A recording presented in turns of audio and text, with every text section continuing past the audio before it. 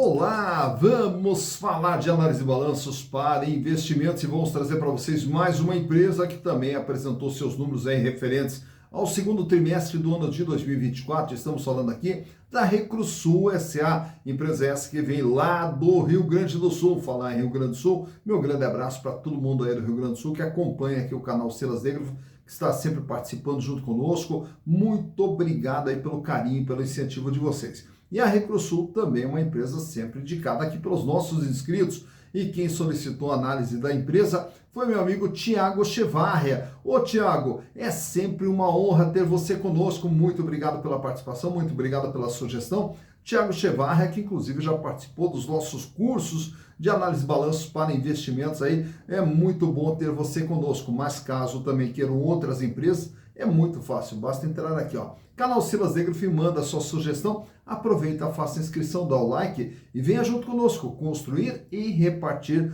conhecimentos.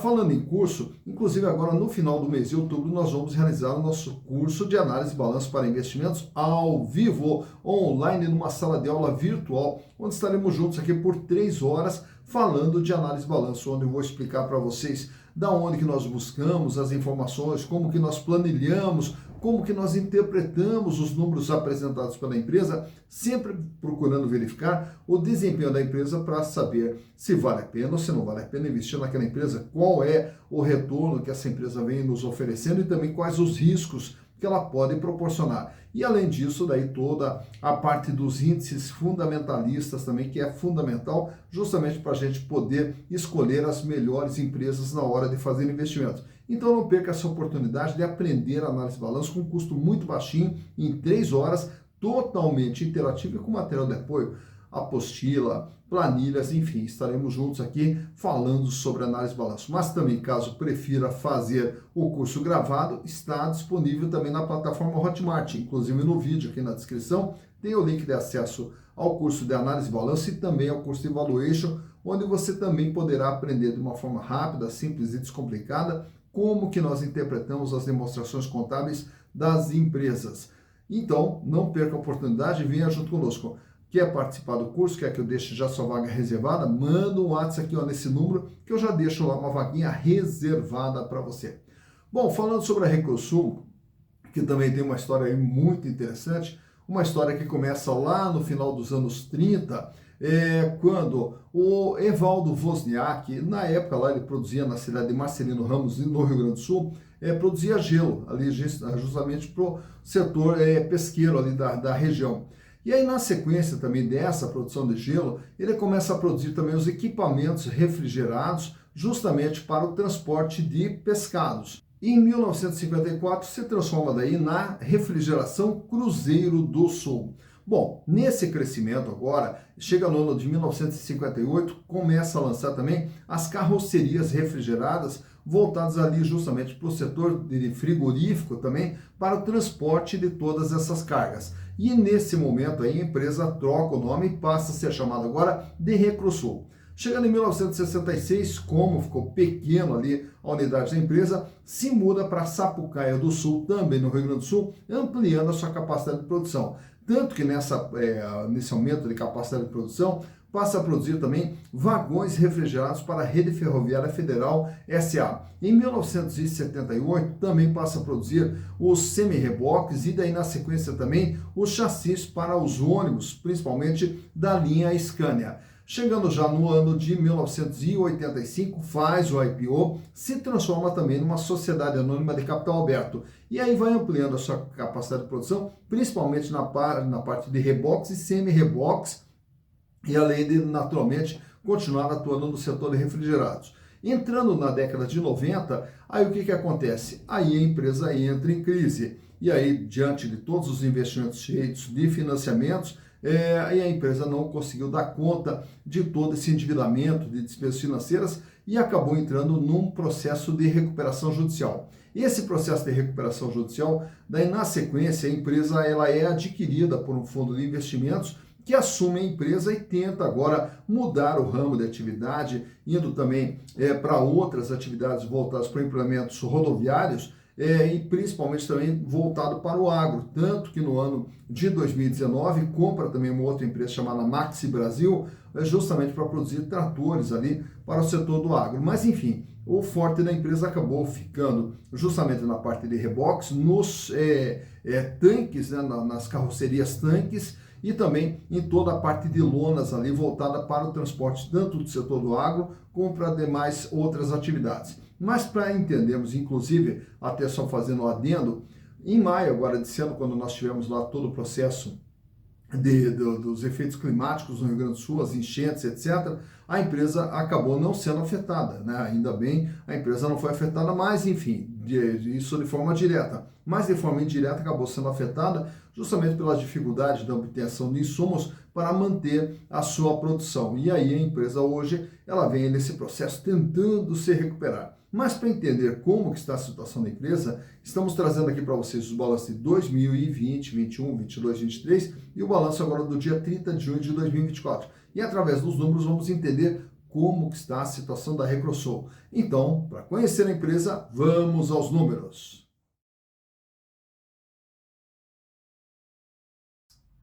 Então aqui estamos com as demonstrações contábeis da Recrosul SA, trazendo para vocês aqui desde 2020 tudo o que vem acontecendo com a empresa até o presente momento aqui. Vamos ver através dos números como que vem sendo o desempenho da empresa.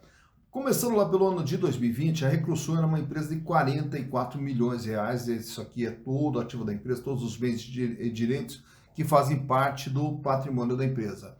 E aí a maior parte que é do ativo da empresa ele está aqui dentro do realizável a longo prazo, principalmente que é relacionado a tributos a recuperar em função até dos prejuízos que a empresa vem acumulando ao longo do tempo.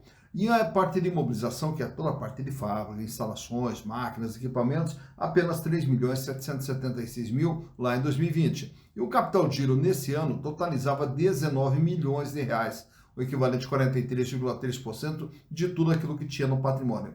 Nesse ano, a empresa tinha em caixa R$ 1.256.000, 3 milhões e 400 em contas a receber, 7 milhões de estoque e outros créditos aqui, onde a grande parte também se refere a tributos a recuperar, 7 milhões e 300. Já no ano de 2021, a empresa aumenta o seu tamanho, vai para 66 milhões de reais. E nesse aumento do patrimônio da empresa, o capital giro foi o que teve o maior acréscimo aqui, fechando com 34 milhões de reais. Nesse ano a empresa fecha com 4 milhões e meio em dinheiro, 5 milhões e 47 mil em contas a receber, 14 milhões e 100 os estoques da Recrosul lá no ano de 2021. Já em 2022 ela encolhe aqui para 58 milhões e 155 e aqui nós observamos que foram feitos investimentos aqui na estrutura de funcionamento da empresa, no capital fixo da empresa, fechando agora imobilizado com 10 milhões e 400. Houve uma redução do capital de giro para 29 milhões e 400, diminuindo o caixa para 1 milhão e meio, aumentando em contrapartida aqui o contas a receber, que agora chega a 8 milhões e 300 e os estoques fechando com 13 milhões de reais. Já para 2023 a empresa volta aqui para a faixa dos 60 milhões de reais, porém uma queda no ativo circulante, que agora fecha com 27 milhões e 900 e o volume de dinheiro em caixa cai para 531 mil, 7 milhões e 400 em contas a receber, 14 milhões e 300 os estoques da empresa em 2023. 6 meses depois, agora em junho, a empresa é de 57 milhões, o seu patrimônio total, e o capital de giro cai mais ainda, para 21 milhões e 610, apenas 37 mil reais de dinheiro em caixa nesse dia 30 de junho de 2024. Também diminui o contas a receber para 2 milhões e 800, e aí nós temos aqui os estoques se mantendo na faixa dos 14 milhões de reais. Portanto, a empresa ela vem aqui no crescimento no ano de 2021, só que daí ela praticamente estacionou. Daí ela vem aqui 58, 60, 57. E o capital giro que vai para 34, daí começa a cair para 29, 27, 21. E o caixa que chegou a 4 milhões e meio cai para 1 milhão e meio, 531 mil e apenas 37 mil reais agora em junho. Olhando o endividamento da empresa, nós temos aqui no ano de 2020 uma dívida total de 108 milhões de reais. Agora reparem que o patrimônio total da empresa é de 44 e ela deve 108. Portanto, ela deve muito mais do que aquilo que ela tem. Tanto é que o patrimônio líquido acaba fechando negativo em 64 milhões de reais. E por que esse patrimônio líquido negativo? Devido a essa linha aqui, ó, prejuízos acumulados que vinha de exercícios anteriores, 254 milhões de reais de exercícios anteriores que foram se acumulando em prejuízo. Já no ano de 2021, a dívida aqui ela praticamente permanece nos 107 milhões, porém o peso dela cai um pouquinho aqui para 162% de todo o patrimônio da empresa. E o PL continua negativo, até porque nesse ano aqui houve uma injeção de capital na empresa, porém injeção não suficiente para reverter esse patrimônio líquido negativo e os prejuízos acumulados vão aumentando. Já no ano de 2022, a dívida cai para 63 milhões de reais. E ao cair para 63 milhões de reais, o patrimônio líquido continua negativo com 5 milhões 678 e os prejuízos continuam acumulados em 270 milhões de reais. Passado um ano, em 2023, a dívida cai para 60 milhões de reais e aqui nesse ano, enfim, nós temos aqui um patrimônio líquido positivo de 473 mil. Tudo isso em função de injeções de capital que foram sendo feitas na empresa. Agora, em junho, o PL volta a ser negativo com 2 milhões 380, uma dívida total de 59 milhões, 104% do patrimônio. Portanto, a Recrosul tem um patrimônio de 57 milhões, deve 59 milhões, fechando aqui com PL negativo de 2 milhões 380. Olhando os resultados da empresa, lá em 2020 ela faturou 28 milhões e fecha com prejuízo de 1 milhão 369. Em 2021, o faturamento vai para 59 milhões de reais e o prejuízo 1 milhão 635. Em 2022, o faturamento sobe para 74 milhões de reais e o prejuízo de 12 milhões 699. Portanto, a empresa vem tentando aqui ampliar a sua participação no mercado, aumentando a sua venda, porém, mesmo com o aumento da venda, ela não consegue sair dessa situação negativa aqui na formação do seu resultado. Em 2023, o faturamento cai para 56 milhões de reais e o prejuízo de 5 milhões e 100. E agora, em junho, até junho, tem 15 milhões de faturamento acumulado. Naturalmente que, como a gente falou há pouco ali, a Recrosul, por estar no Rio Grande do Sul, também acabou sofrendo com a questão das enchentes lá no mês de maio, falta de insumos e tudo mais, o que talvez tenha aqui impactado na queda do faturamento, proporcionando aqui um faturamento de 15 milhões, que ao projetarmos para um ano todo seria equivalente a 30 milhões de faturamento. E o prejuízo, 4 milhões 671. Portanto, a Recrosul vem até tentando aumentar o faturamento, porém, os resultados acabam não acontecendo. Mas, olhando de perto aqui a situação financeira da empresa, onde temos aqui a liquidez geral, capacidade de pagamento nas dívidas de curto, médio e longo prazo, que sai com 0,37, vai para 0,50, 0,66, 0,60, 0,66 e volta para o 0,60. Para cada R$1 de dívida que vence no curto, médio e longo prazo, ela dispõe de 60 centavos, quer dizer, não tem recursos para fazer frente a todo o seu endividamento. Já a liquidez corrente, que mede a capacidade no dia a dia, ele é melhor, ele sai com 0,77, vai para 1,15, para 1,32, para 1,34 e agora cai para 1,07. Para cada R$1 de dívida que vence no dia a dia, a Recrosul tem R$1,07. Quer dizer, paga e sobra um pouquinho ali em relação a toda a sua dívida. Porém, uma folga financeira ela vem desaparecendo aqui, principalmente nesse começo do ano de 2024. Já o endividamento que a gente viu há pouco no balanço, ele vem com 247% de tudo aquilo que a empresa tem, cai para 162, cai para 109, o endividamento já cabe agora com 99% dentro do patrimônio da empresa e agora volta a subir, fechando em 104%. Lembrando que desse endividamento aqui, a empresa não tem dívida com banco, olha aqui, ó, olhando aqui, ela não apresenta dívida com banco. Ela tem sim dívida aqui no longo prazo, mas a maior parte dessa dívida de longo prazo e também nessas outras obrigações de curto prazo aqui são dívidas que são já parceladas, né, referentes a tributos. Então nós temos aqui o maior volume de dívida da empresa são justamente com tributos e tributos esses que já estão parcelados. Olhando também a rentabilidade, todos esses índices aqui você vai observar, todos eles negativos. Por quê?